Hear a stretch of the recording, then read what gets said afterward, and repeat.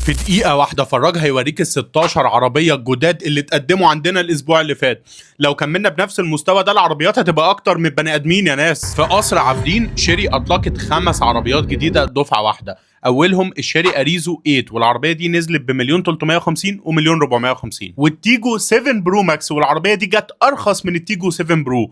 العربية دي اتقدمت بمليون 180 ومليون 280. والتيجو 8 برو ماكس بسعر مليون 425 ومليون 525. والتيجو 9 أول عربية بلاجن هايبرد تيجي مصر، العربية دي رهيبة بسعر مليون 999 ألف جنيه. وخامس عربية قدموها هي الأريزو 5 الشكل الجديد، المانيوال جت ب 675 ألف وبقت متوفرة، لو تفتكروا ما كانتش متوفرة قبل كده.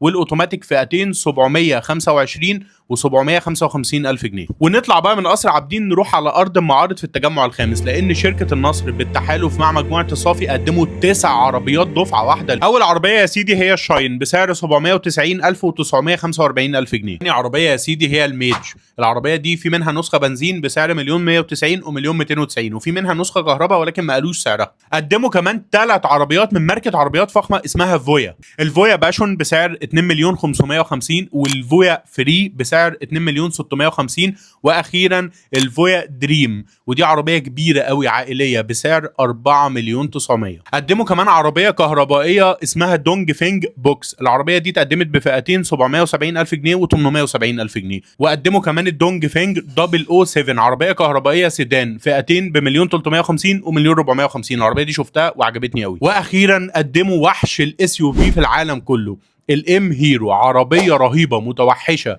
بسعر 5 مليون 990 الف جنيه. ستروين كمان قدموا عربيه كهربائيه اسمها ايمي، تقدر تعملها كانها طفل رضيع لانها 8 حصان بس، وسرعتها القصوى 45 كيلومتر في الساعه، والمدى بتاعها بيمشيك 75 كيلومتر بس.